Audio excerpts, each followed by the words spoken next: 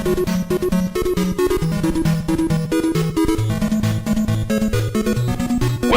to another episode of Matty Loves Podcast. Hello, everyone, and welcome to another episode of Matty Loves Podcast. It's been a long time. Today's show is pretty awesome. Joining me on the show is an individual I recently had the pleasure of meeting at CWF Mid-Atlantic's recent end of the year spectacular in Gibsonville, North Carolina. Up until that point, I had no idea this person had been the source of so much useful information for me and other fans of CHIKARA Pro Wrestling. To any of you new to the podcast, I'm a huge advocate and super fan of the Philadelphia-based promotion.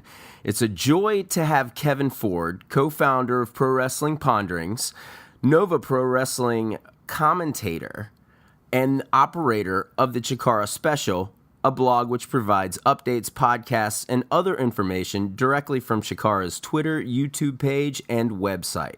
More or less, it's your one-stop shop for all the up-to-date CHIKARA information. Welcome to the show, Kevin Ford. Thanks, Kevin, for joining us here on Matty Loves Podcast. Thanks for having me. That is one robust introduction, and I'm flattered before the show even begins. And more than happy that I made the trip to Gibsonville a couple weeks ago, where we just happened to meet up, and it felt like we had a conversation, and I was like, we could have used 6 more hours to chat. So I'm glad we have the opportunity here to continue some conversations we had started. Yeah, it was unfortunate that I pretty much caught you as I was leaving the building. I had, earlier in the show, just, had other, business to attend to, so I don't really usually get out and talk to, anybody that was there. Did you end up getting to the show early, or did you walk in when the doors opened? No, I was there early. My friend Brian Hughes, who is the ring announcer for Nova Pro Wrestling, was invited to come down to do the introduction for the tag title match between the Sandwich Squad and the Storm of Entrails. And we're both from Northern Virginia. And since I happened to have the day off work that day, and the next day was a Saturday, he asked if I wanted to go down with him. And I've been a fan of CWF for a while, and I had seen that building both on CHIKARA shows and there, and it seemed like a really cool little place. So I said, yeah, I'll make the trip with you. So we showed up a couple hours beforehand, and it was nice to see some familiar faces. But there's definitely that thing where I'm at a show, and especially when I'm there specifically just as a guest, thankfully for Grant and Brad Stutz were kind enough to have me there, even though I was not participating on the show itself. And so when I'm there, I'm like, I want to say hi to the people I know, but also I kind of just want to be out of the way. I don't want to be a bother. So there's a lot of people who I didn't even get to say, goodbye to or hello to until later in the evening, just because I know people have stuff they got to do, and I don't want to be a burden to any people. So it wasn't just you in this case. It was just a matter of, I don't want to be a hindrance or get in the way of people planning stuff for the show, but I'm super glad I went. The show itself was awesome from top to bottom, but meeting people and getting to see the whole operation of CWF firsthand was really, really special.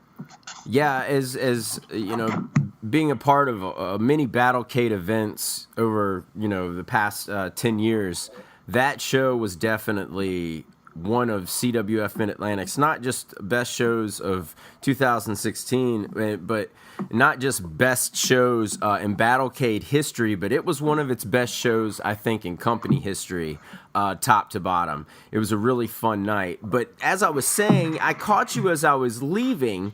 So, the discovery of you there in my last 15, 20 minutes that I was there, it just blew my mind, and I totally agree with you. We probably could have sat and just talked for hours. But I knew when we spoke that I needed to get you on here and just, I guess just pick your brain more or less, because as I told you that night, you have been, little did I know, the source of so much information, especially when I first started getting into CHIKARA. And it's just, I just thought it was just so funny. The small pro wrestling world that we associate ourselves with, it always, never ceases to amaze me. So the first question, though, that, what I wanted to ask you, and what I want to ask anybody, when it comes to pro wrestling is how did you first get into it? Like, what was the first thing that like really drew you in? I feel like my answer is a little unique because I feel like anytime you hear somebody who says, "How'd you get into wrestling?" it's usually my brother was into it, one of my parents was into it, one of my grandparents was into it, and nobody in my family was into wrestling at all. How I discovered it was I have an older brother who is a big video game person. Like, he's into video games as much as I am into wrestling. Sure. And so when we were really young, on weekends and stuff, if my parents would take us to like a mall or something like that, a lot of the times my mom would go off and do her own thing while my dad would take us to like the toy store and the arcade, which is unfortunately now a thing of the past. And so when I was too young to even walk on my own, I'd go to the arcade, and as my dad kind of tells it, I was just fixated on the WrestleFest arcade machine that was in the arcade. And first of all, I'm also blown away there's still a working WrestleFest machine at the CWF building. That is far and away one of the coolest things about that place. But so as he tells it, you see these characters on there like Demolition and the Ultimate Warrior and the Legion of Doom and Sergeant Slaughter, and you're just like, what is this? Like, who are these characters? Who are these people? And he would say, like, I'd want him to get me closer to the machine, but not too close, because there was still a little bit of like, what is this? I'm not sure. But then as I grew, I kind of understood like these are wrestlers and what the WWF was. And that led to my parents getting me some of the action figures when I was younger, and then eventually watching some of the tapes from Blockbuster, like renting some of those, and then eventually watching Monday Night Raw. I vividly remember the first match I ever saw on TV was the Smoking Guns versus Reno Riggins and Barry Horowitz. And for some reason, that era really hooked me in, and I've been watching ever since. Reno Riggins and Barry Horowitz. That's like, if you never had like really like favorite jobbers back when you were a kid, you do now, of course, as you go back, but the hands around there, like Reno Riggins and Barry Horowitz, hey, at least they coordinated with each other well. They came out there and they looked like a tag team. Yeah, like that's for some reason, like it's not like I forgot who they were. I remembered those names even from when I was a kid, because like Reno Riggins, I remember had like the dice on his tights, right. And Barry Horowitz had a very distinct look. It was like, even though they weren't big players, they had a lot of repeat gigs on the shows, and eventually, of course, Barry Horowitz had his little run about a year later. But there was still something about even just the jobbers on the show that made them stick out and made them memorable, at least a little bit, like Iron Mike Sharp in his sleeve on his forearm, little things like that. Yeah, I can't remember if both Reno Riggins and Barry Horowitz both wore suspenders to the ring. I know Barry Horowitz had his suspenders, of course, but I can't really remember if Reno Riggins also had that. I haven't watched a tag match with those two in a long time. I'm gonna have to go back and try to find some of that stuff. I feel like they had entrance jackets at one point. Okay.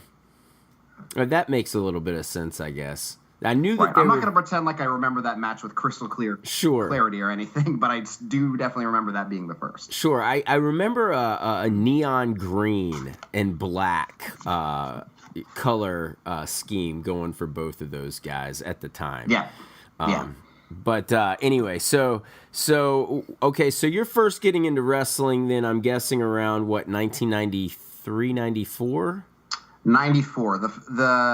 So that was my first Raw, but I also remember shortly before that, around Christmas of 93, being at my grandparents', and I fell upon, just flipping through channels, a pay-per-view channel that was airing on repeat a preview video for the 1994 Royal Rumble. Okay. Where they would run down all the participants, and again, like it's the same thing as like seeing the guys on the WrestleFest machine. You're seeing the Head Shrinkers and Crush and all these other colorful characters, and they had the video where Undertaker is custom making the casket for Yokozuna. Okay. So that's more of just like little kid getting transfixed on this very weird looking, colorful, what is going on sort of world.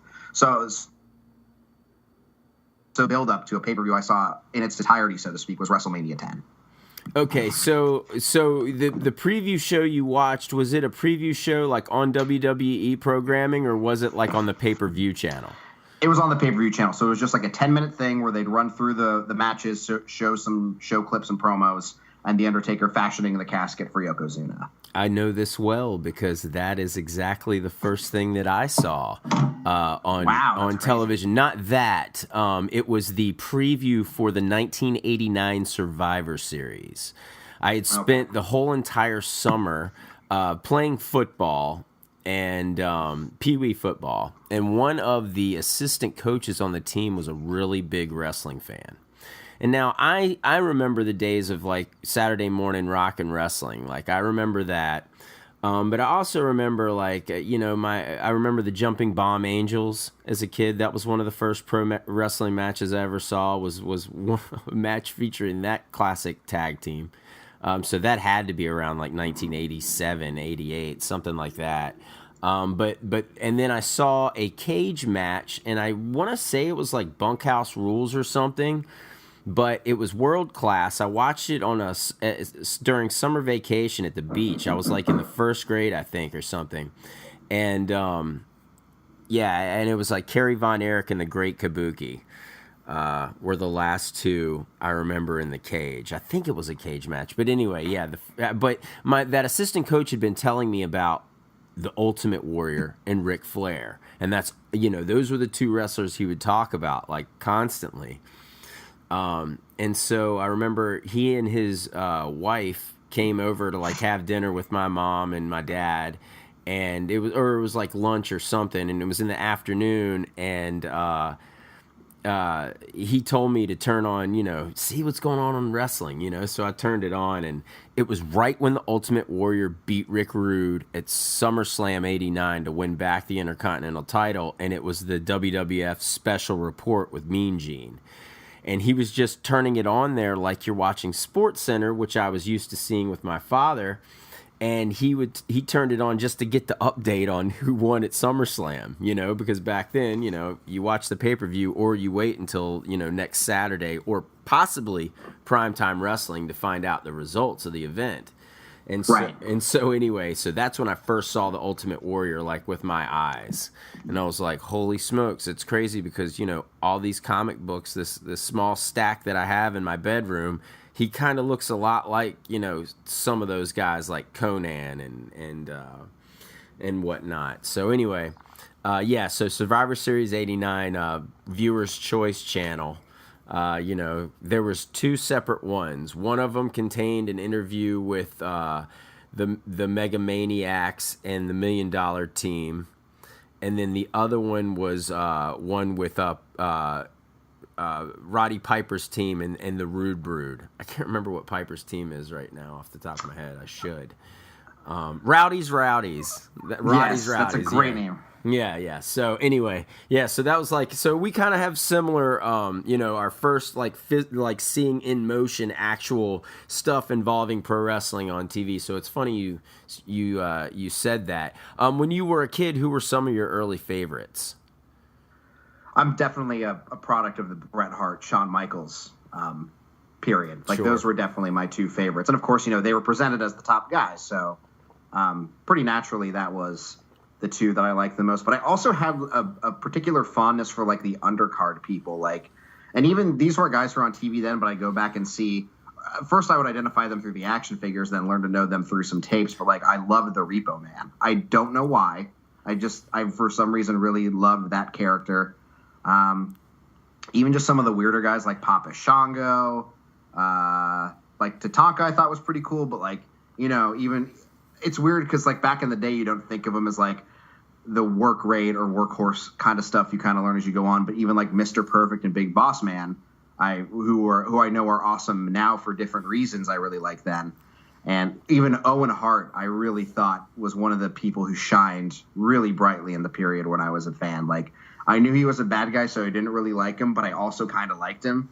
And at the time, you don't really get it. But when you look back, you kind of understand a little more why you liked it, and you appreciate those characters more. And I can tell you, I was genuinely heartbroken when they did the Hart Foundation versus USA thing, and Bret turned heel and turned his back on the USA. That genuinely, as a little kid, was really sucked.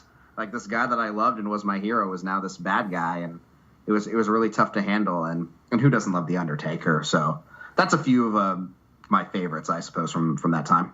Now, when you were growing up, because you grew up you're from the Fairfax area, correct, in Virginia?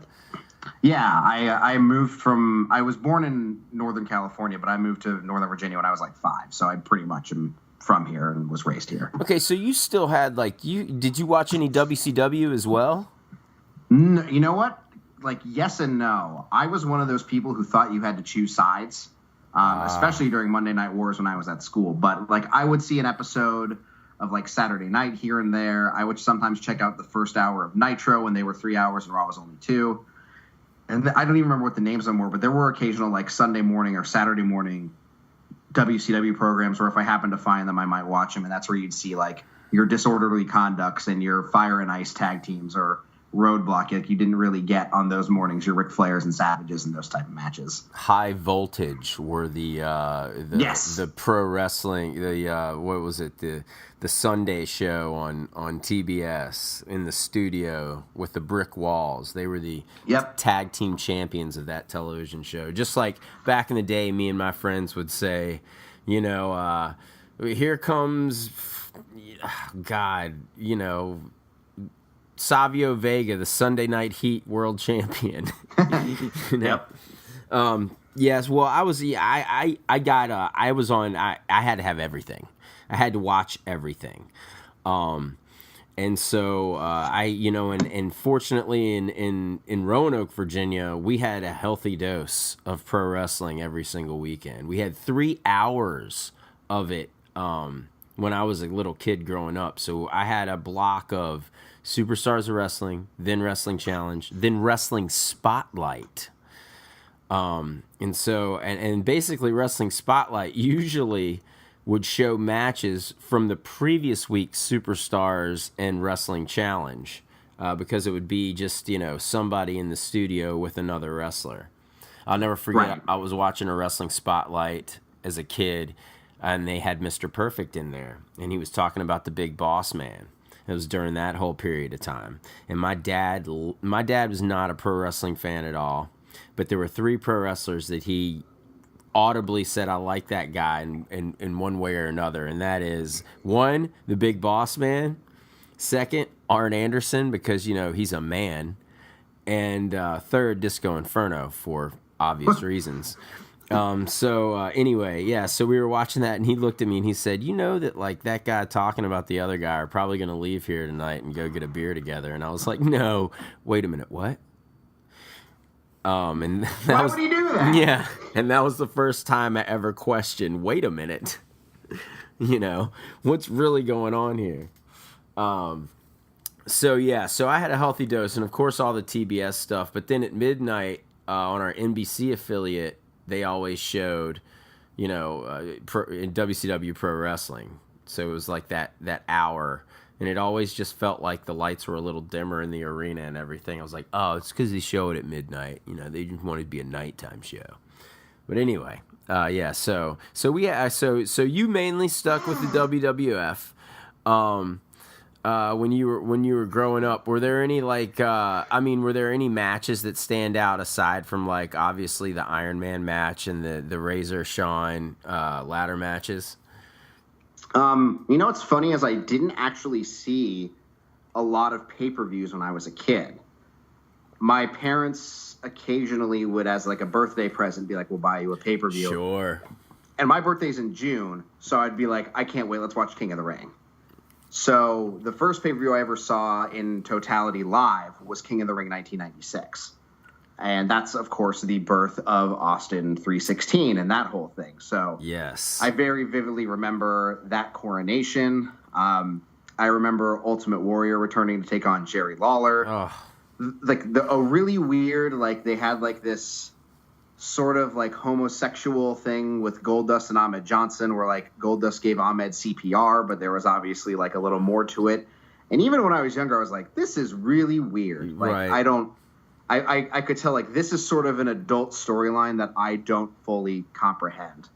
I think Owen Hart did commentary on that entire show. I think he was hurt. Yeah, you're right. He did actually. And there was and I didn't realize it at the time because, like I said, I wasn't a WCW fan. But Pillman was just had like gotten hurt, and he was doing an interview. And when he left, Austin was on his way to the ring for the finals, and they like gave each other this look as he walks by. At the time, I'm like, oh, that's weird. But now I'm like, that's a nice little like wink, wink, nudge, nudge. Sure. Sort of thing. So that pay-per-view sticks out to me the most just because it's the one I saw live. I also remember my brother got invited to a birthday party, which was the person who's holding it and their friends watching WrestleMania 10 and just like ordering pizza and hanging out. And my brother doesn't like wrestling, and I was so incredibly jealous that he was going to do this. And I was like trying to figure out a way I could go too, and it never happened. And so like now in retrospect, like you got to see Owen versus Brett and the ladder match between Shawn and Razor in person or like live on pay-per-view, and you don't even like understand how great that is or like the significance of this. But yeah, of course, like I watched that and those are great. But I mean, there's not really like any huge TV matches that stick out to me from that time. It's just more, I guess, more like moments and angles more than anything. Like I said, like that whole USA versus Canada time is incredibly vivid to me still. And even just some of like the Attitude Era stuff, whether it's the blunders of like Hawk falling off of the Titantron, or like a great moment like Mankind finally beating The Rock on TV for the WWF title, like those kind of key moments that kind of get brought up here and there kind of stick out to me the most. I hope that's a really disappointing answer. Oh no, not really at all. I mean, due to when you came up watching wrestling, you know, I wouldn't expect anything different unless, you know, you had a local promotion who, like, you know, showed wrestling on Access Cable or wherever, like some people had in certain areas. But I mean, you were talking about the WrestleMania 10. That's always one that, for me, you got Owen and Brett at the beginning, and then you can fast forward to Shawn and Razor, and that's pretty much the best thing to take away from that show. I didn't really, you know, that's the only memorable stuff. Even the Crush Macho Man Falls Count Anywhere match, that's pretty forgettable, you know, even for a Savage WrestleMania. But it's because that whole entire show, for as big as it was, even as a kid watching, you know, the build up to it, it just seemed like it was really thrown together outside of like the world title match.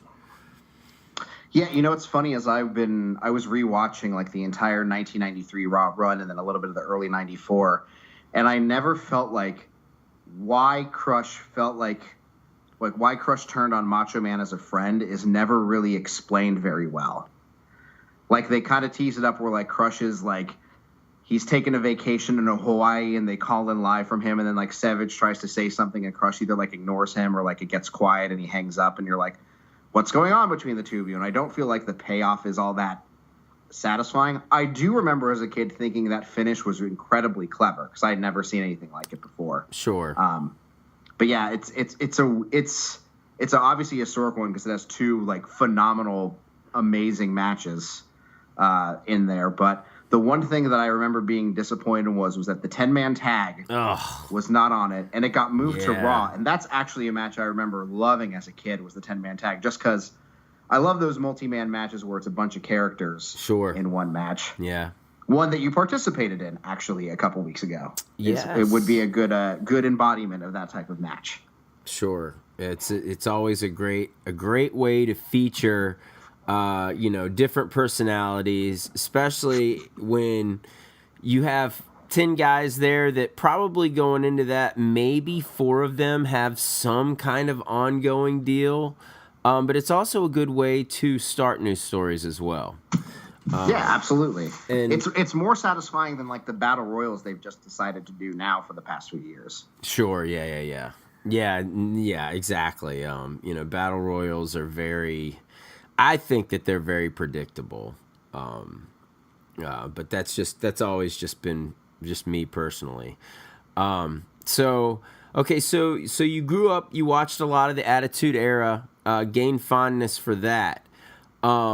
I would say I have more fondness for like the new generation stuff than the Attitude Era, but the stuff the stuff just barely predating like your 1996, 97. You like that 1994 corner there. That obviously, I mean that's always a much like scoffed at era in the WWF. And I think that 100%. And I think for you, you're really fortunate to have grown up at first watching wrestling in that era because that's what you knew.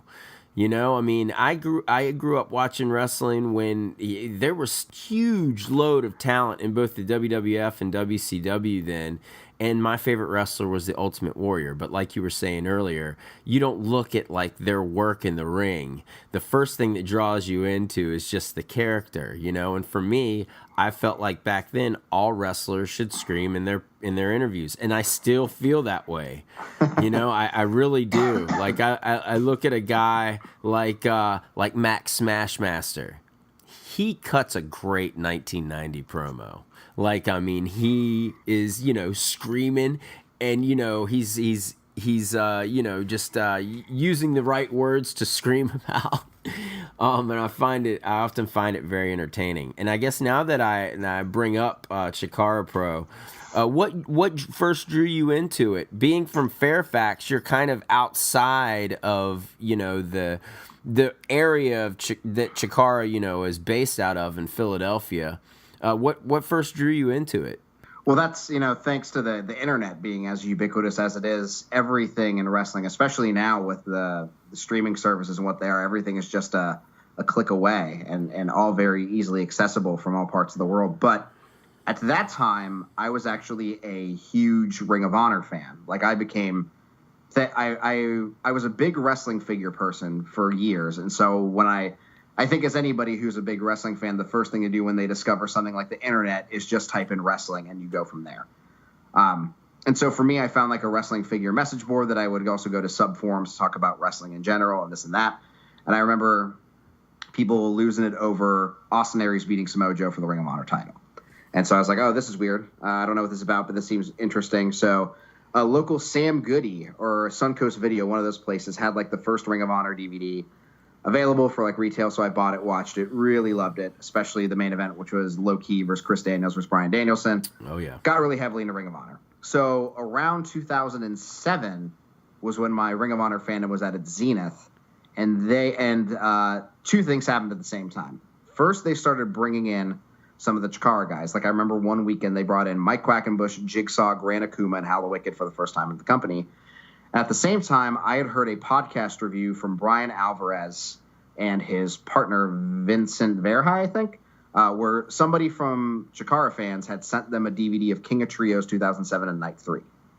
And I remember them talking about how much they hated the tag gauntlet, how much they loved Claudio Castagnoli versus Ricochet, and how much they loved Mecha Mummy versus Ken the Box. And the way they talked about those last two matches, I was like, man, this show sounds really great. But at the same time, I was also pouring all my money into Ring of Honor, and I didn't really have, as a college student at that time, I didn't have a ton of money to invest in another company. So then I found the podcast A Go-Go, which was a weekly series that CHIKARA produced on YouTube that had clips of matches from their shows.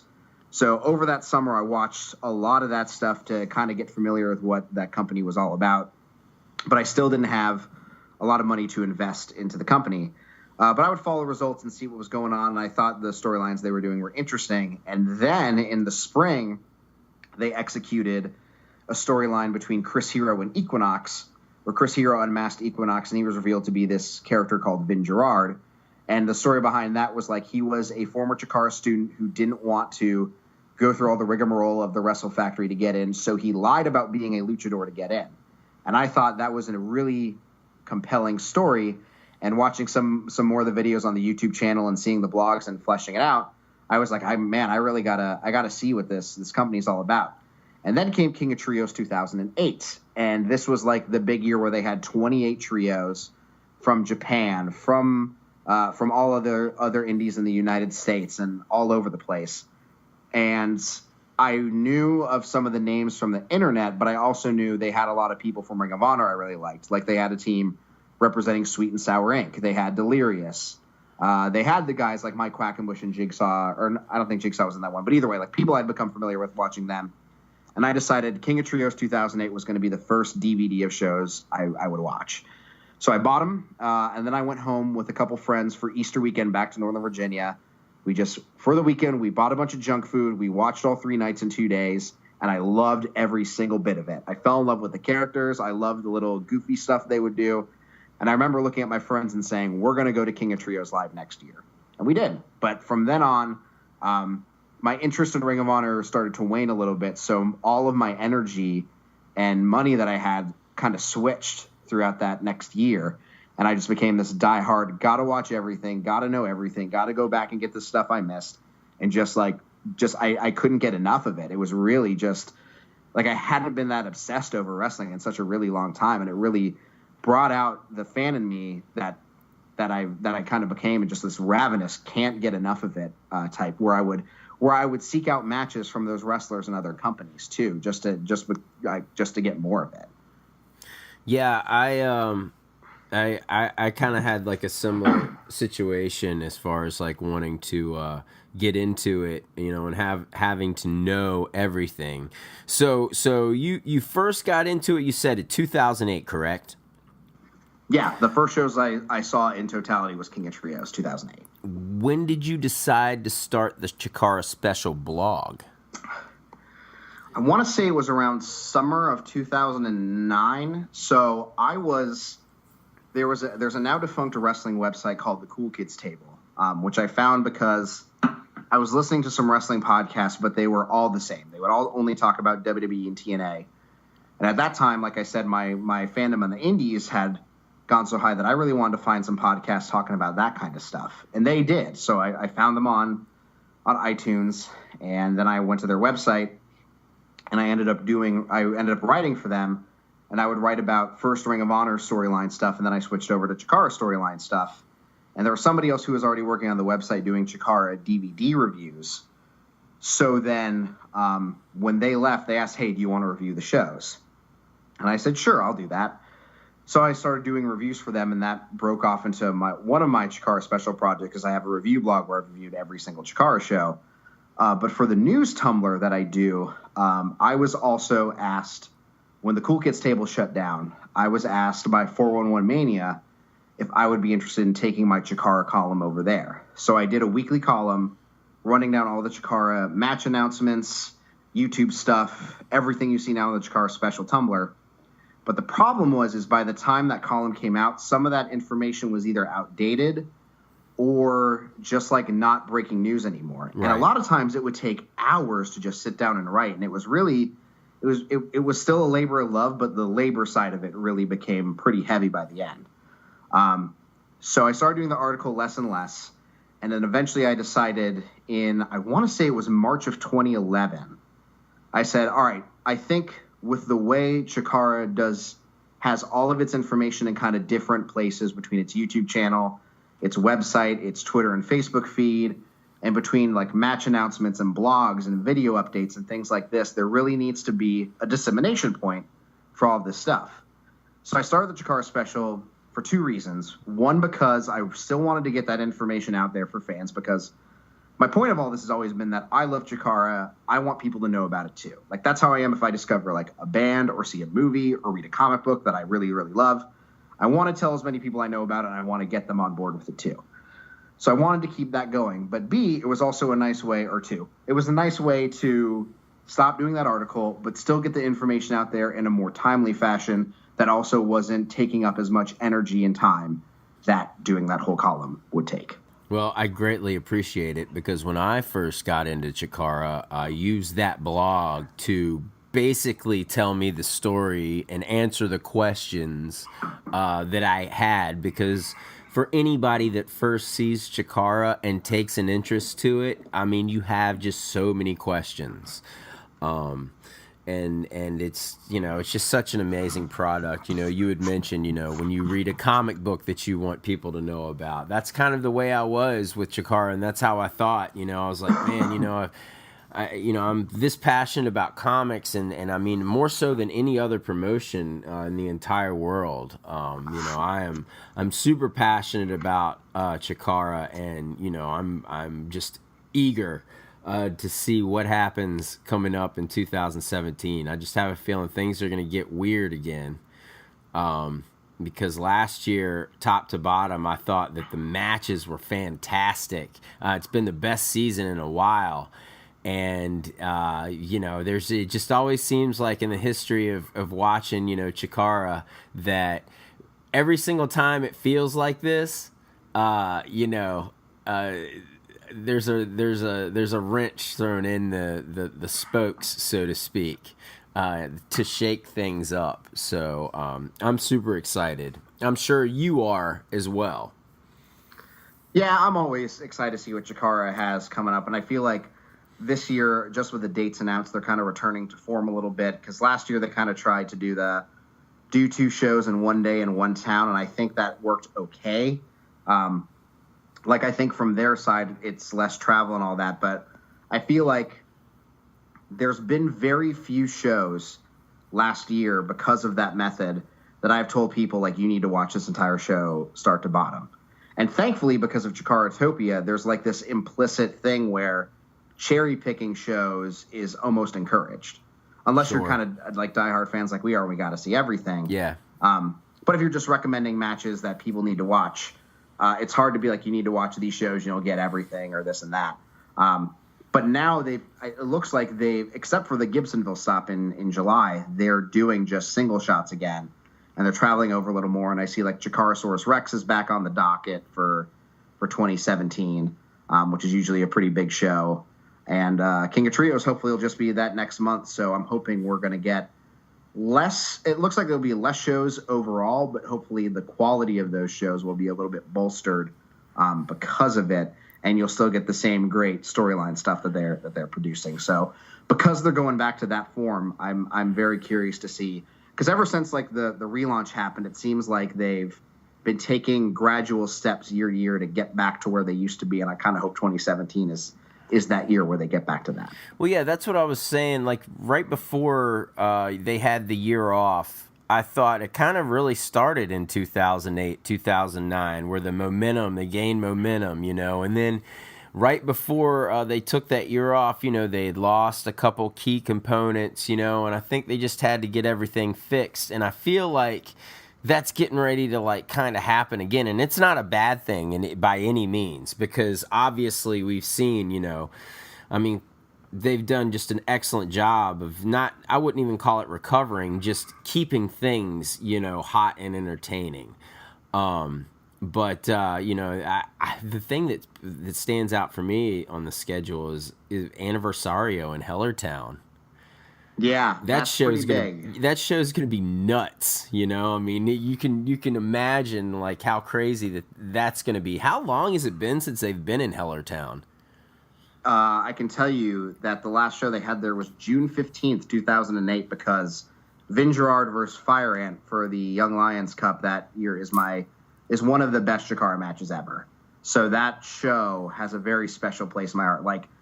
Drake Younger versus Brody Lee is on that card. Yes. Delirious and Hallowicked versus the Super Smash Brothers. There's a really great trios match between the Fabulous Three and the Soul Touches. And even Ethan Page, who's now this big independent wrestling star, he's there wrestling Tim Donst, before either of those guys were anything in wrestling. And so watching them in those formative days is super duper cool. So that's a really special CHIKARA show, one of my favorites of all time. So I have that date pretty well set in my head, but that's a building where they stopped running there right before I started traveling to shows.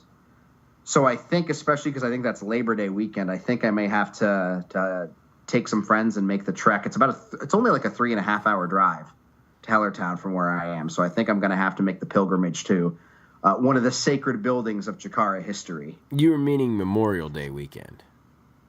Yes, sorry. No, Labor Day weekend's when they now run King of Trios. Yes. Which is also very helpful for someone who travels to them. Okay, so you'd mentioned your first show. What is your favorite season overall?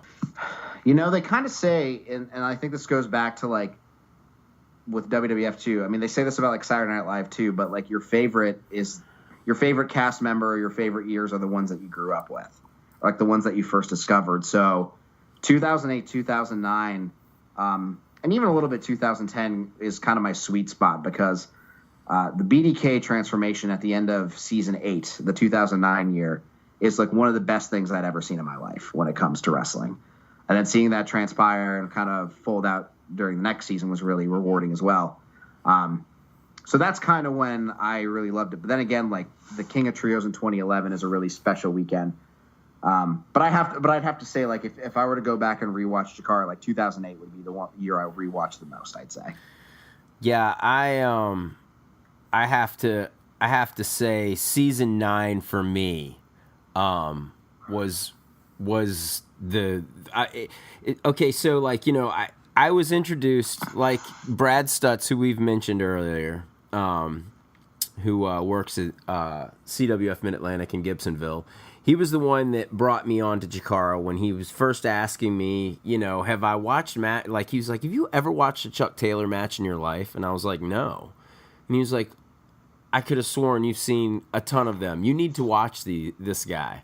And he kept telling me that. And I'd known about Chikara and heard about it and definitely had seen the YouTube video of the portal, you know, that got so popular. But I'd never, you know, watched a whole entire show.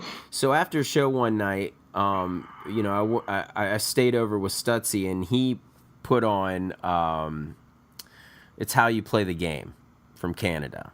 And I watched the Archibald Peck Chuck Taylor match. And after that, I was like, are you kidding me? You know, I had no idea that other wrestlers would do just as many ridiculous things that I would in a match in the ring and whatnot. And then following that match, I can't remember who Eddie Kingston wrestles. Brody Lee. That's Brody Lee's last match on the Indies, I believe. Yeah, that was the next match I watched. And I go from Chuck Taylor and Archie to Brody Lee versus Eddie Kingston. And it was just such a contrast, but they were both awesome matches. And I was hooked. And so then Brad was like, okay, I need you to read about the BDK. You read comic books, your brain is going to melt. And it did. So what I did was I went all the way back to the season 8. I did not Three Fisted Tales, the show right before that one.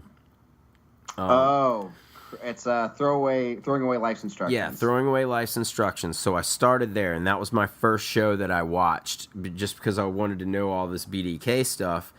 And then, you know, so I went through all of that, and it wasn't really until I got to Eye to Eye, this, I think it was like Baltimore. Yep, I was there. In 2010. Yeah, that's probably my favorite show, top to bottom. Wow, okay. I love that show. Pinky Eddie, Tim Donson, Lindsay versus Quack and Jigsaw, and then, of course, Manami Toyota. And her reaction to the reaction she gets is just, it's so real and awesome. Heartwarming. Yeah, exactly. And not only that, but, you know, the BDK, who had just, you know, been running roughshod over, you know, everyone, you know, finally, you know, meets up with 3.0, who for years had not run roughshod over anyone. Right. You know, it was just a great little story there. And yeah, that match, that main event, the tag title match, was crazy. It was the first fall any team had ever scored on Claudio and Aries as a tag team. Right. It was a team that you wouldn't suspect, but they spent a considerable amount of time in 2010 building up as a more credible team. It was in a town that Chikara had never run and had never run since. So you wouldn't really suspect it would happen in that match. And the crowd, like, absolutely loves it. When Chikara was about to come back, they asked a lot of the longtime roster members what their favorite matches were, and they put them in full on YouTube. And I don't remember, it might have been Bryce or Gavin Loudspeaker, but that match, 3.0 versus BDK, was a match that they chose to be put on as one of their favorites of the entire history of Chikara. Yeah, they were called Chick Picks. Yes. I remember that. That was our fill that year when we had no CHIKARA. Right. One group that I always thought was incredibly entertaining every single time they came out were the Soul Touchers. Touches, Yeah. I guess I should Yes. say. I know Marche Rocket has kind of made a name for himself. But man, I mean, they were there for a couple years and they left. But I know they're Midwest guys, correct? They're from like the Chicago area, if I'm not mistaken. Yep.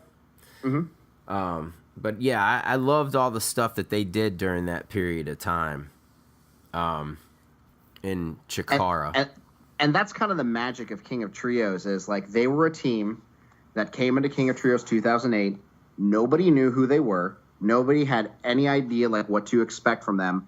And they won the crowd over in 2 nights to such a degree that they came back time and time again and became like woven into the CHIKARA tapestry. And like, again, the fact they just kind of got booked on a whim or because someone kind of gave them the heads up about them and now they become this rich part of this company's history is, I mean, that's what that weekend's kind of all about. And whenever there's a team like that, that's like the breakout outside team of the year, whether it's like the Sendai Girls in 2012 or Team Fight Club Pro in 2015, to this day, I still use the term, they are the soul touches of this King of Trios because they were really the first team to do that. Yeah, I agree with you. This past King, and now that you mention that, I mean, this past King of Trios, so much came of it as far as like, new, potentially awesome things. I know a lot of people first got their first real good look at Des Peloton at King of Trios. And that was their debut, yeah. Yeah, and so I think I have high hopes for that team. Me too. Like that was, I remember when they announced them, I'm like, who are these a-holes? And then they debut, and I'm like, I'm a fan already. I love these guys. Yeah, absolutely. And I'm a really big fan of Crumbles and DeVarge too. I love what they do. Their double team style. They are a tag team. In every sense of the word. Yeah, they've grown on me. I was not too fond of them at first, but the match they had with Des Peloton at the first of the 2 finale shows was, I think, the best match on that card. And they're new, and it's one of those things where it's like you got to remember sometimes like they're new, they're students, like they're going to grow into their roles. And I personally feel like that's there's a particular type of fan who doesn't have that patience. But if you do have that patience, watching that person grow and evolve into the wrestler they become is incredibly rewarding. Like if you watch Fire Ant in 2006 versus 2016, like it's not even like the same wrestler, but it's so cool going and watching him grow into the competitor he's become now. And so I'm hoping that there's people who will see a team team or individual who they don't care for and they don't write them off right away. They'll realize like, all right, let's watch their character progression and how they grow in the ring, and even just in a short time. And it helps that there are 2 teams that have worked together quite a bit, but DeFarge and Crumbles really had an outstanding showing at the finale, and I think that's an important show for that to happen. So I'm happy to see that they have grown, and I know a lot of people feel very fondly about them too. Yeah, I think that, I mean, just from initially when I first saw them as being just these crummy guys, like I just I like the idea of them going with, a tag team that's just, literally sick. There's always something wrong and they're gross, and,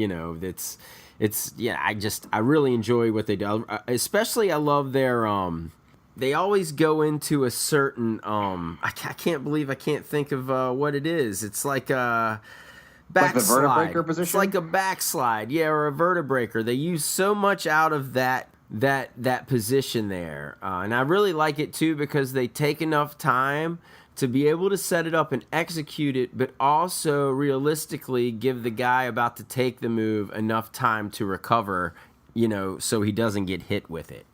Right. So, it works well. And yeah, I'm really looking forward to seeing what they do in 2017. I would like for them and Des Peloton to kind of separate and then, meet face off again when it really matters, say like at a Tag World Grand Prix, or, if one of those 2 teams happens to capture the Campeonato de Parejas at some point. But yeah, I definitely have high hopes for both of those teams. moving forward. But outside, okay, so we've talked enough here about Chikara. I wanna know more about Nova Pro Wrestling, and your history with that company. You are the lead announcer for their programming, and how did you end up getting involved in all of that? So a couple of years ago, I had befriended Mikey King, who is the promoter of Nova Pro Wrestling and a good friend of Brad Stutz and the CWF Mid-Atlantic people.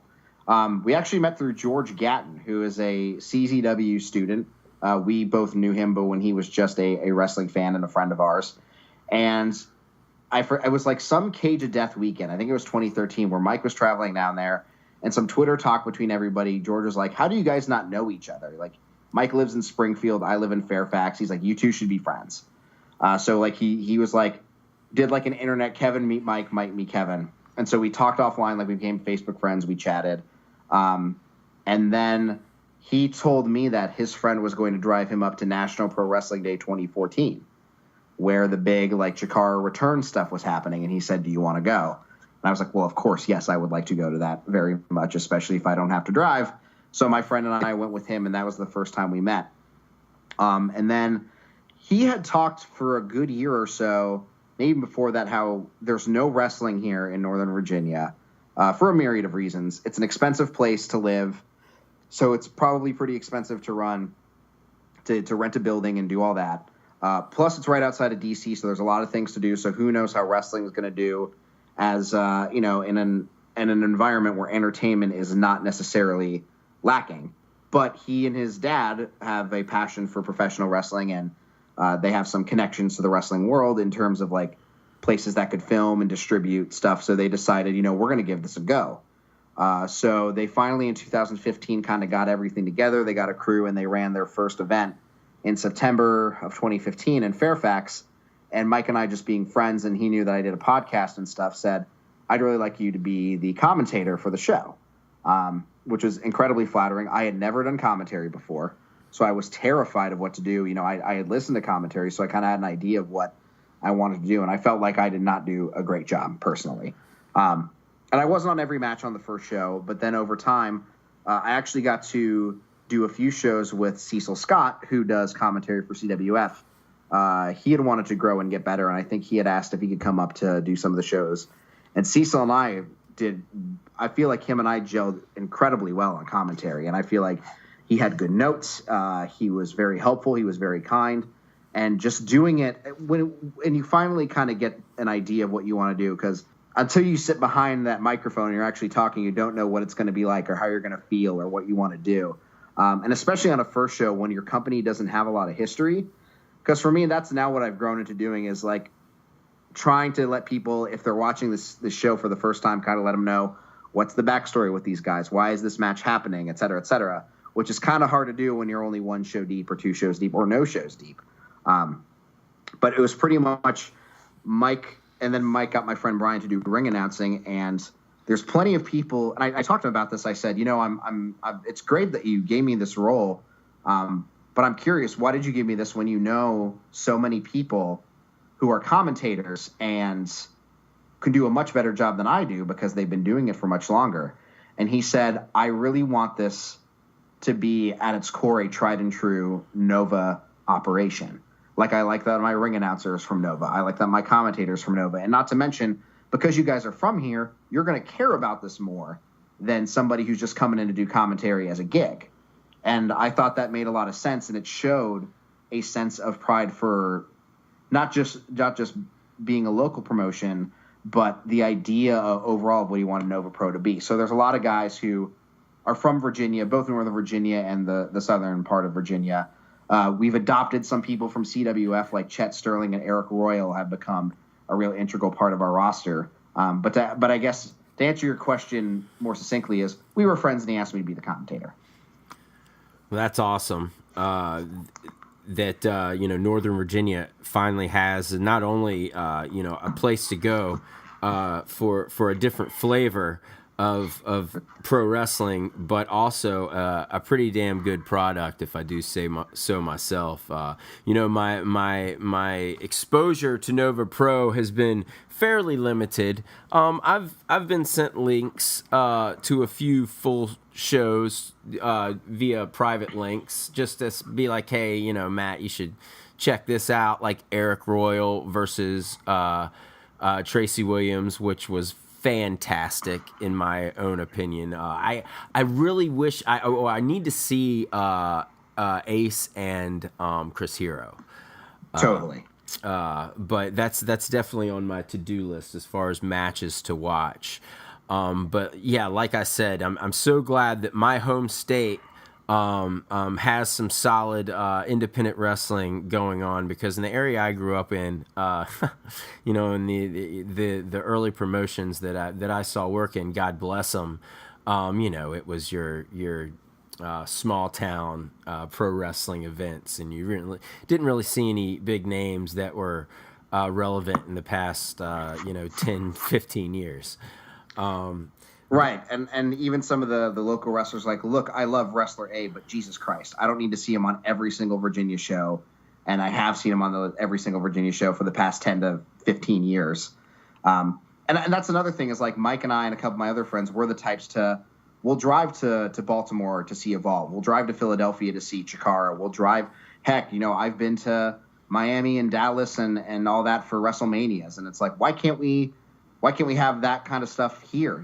Let's bring the Donovan Dijak to Northern Virginia. Let's bring Chris Hero. Let's bring Tracy Williams. Let's bring David Starr. Let's have Sanjay Dutt, who's a hometown guy. Let's bring these guys here so people like us don't have to travel 3 to 4 hours to see some of these top names. Let's have that flavor of wrestling here in Northern Virginia, and we'll get the people from Richmond to come down. We'll get the people from Maryland to come, and we'll get Northern Virginia people, of course, who have been starving for a local company to sink their teeth into. And that's always the most satisfying thing, is when you get a fan or someone saying, like, I've been waiting for this company since I've become a fan. Or like, me and my wife have been looking for a local company to support for a long time now, and finally we have one. And that's so cool to know that we weren't the only people who were why don't we have a local independent wrestling company? And then eventually did something about it, and now that this is resonating with other people who are just as happy to have it here as we are. Indeed, it's an awesome thing if you're a fan of pro wrestling and can get and be fortunate enough to have a promotion featuring wall to wall talent. Do you remember Vanguard Championship Wrestling? Yeah, they still run. They do. They still run. I was wondering if they still ran or not. I was involved in a couple of their shows. Okay, yeah, they run occasionally. I don't follow them with like a fine-tooth comb or anything, but I know they run here and there. They only tape like one of their shows, though. And from my understanding is that's a crowd who you kind of get the same people there in the building every month, and whether they have a big name or not, like, you're going to get the same people, and they may not know who that is. So but the nice thing about the Nova Pro crowd is they seem to be really appreciative when you bring in a big name, or they understand that, like, bringing a Chris Hero here is a big deal. And I know Chikara ran that building twice in 2015. Okay. And yeah. But I think just because of having to get licenses and stuff for Virginia, and I guess the juice wasn't necessarily worth the squeeze, and unfortunately that was the last time they had come to Virginia. But even I didn't make the drive up to Norfolk for those shows. Yeah, those are the ones they ran out of that theater, correct? That's where VCW runs. Yeah. Okay. When I went to the handful of VCW shows, they weren't running out of the theater at the time. They were running out of a different building, and I can't remember what it was. And honest to goodness, I was never the type of guy that kept track of, kept a journal of what I did. I've definitely forgotten probably about 80% of the matches I've ever had in my life.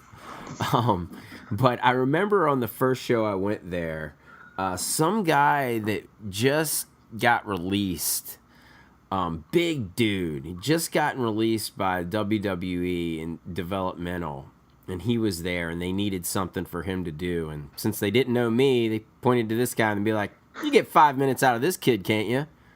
You know, so now I'm incredibly curious as to who this person was. What year would have that been? I want to say that this was in 2005. Oh wow! So like a while ago. Oh yeah, brother. It was. That was back when I was still like, oh, we were gonna go wrestle this weekend. Yeah. We're not going. Well, let's find somewhere to go. All that stopped once I hit CWF. And dug my heels into that establishment. Kevin, do you have anything you'd like to plug before we get off here? Yeah, I mean, I feel like I have 70 different websites to plug, so let me just plug stuff from Twitter. You can follow me personally on Twitter at KFord13. That's KFORD13. You can follow the CHIKARA Special on Twitter at CHIKARA Special. That's also for everything I do, that's with CHIKARA Special, whether it's my review blog, the YouTube channel where I post all the promos for all their shows, or the Tumblr we talked about, where I post every match announcement, blog, video, whatever CHIKARA does officially. All that gets disseminated to the Twitter page, so if you follow that, you're good to go with everything. And then please follow Twitter at VA Wrestling for Nova Pro Wrestling matches and announcements. Our next show is February 17th. Already a stacked lineup with Fred Yehai versus Eric Royale, Sanjay Dutt versus Donovan Dijak, and much, much more. So check that out for all the announcements on that show, plus all the other shows we have coming out in 2017 and forward. And thank you so much, Matty, for having me on your podcast. Oh, man, you're very welcome. You're very welcome. It was my pleasure, and I think that we need to make this kind of a frequent occurrence because, like I said, we could probably sit here and talk for another 3 hours. Totally. I'd love that. So anyway, well, thank you so much. You can follow me at _Matt DeSimone, DeSimone, on Twitter. Come back and definitely check out the past episodes of Matty's podcast on YouTube, where you'll find podcasts about comic books, film, sports and wrestling combined in one great podcast. So much entertainment out there. So feel free to peruse the Matty Loves Podcast YouTube page. But that's going to do it for us in this episode. Again, thanks to Kevin Ford for joining me. I'm Matt DeSimone, and I'll see you next time.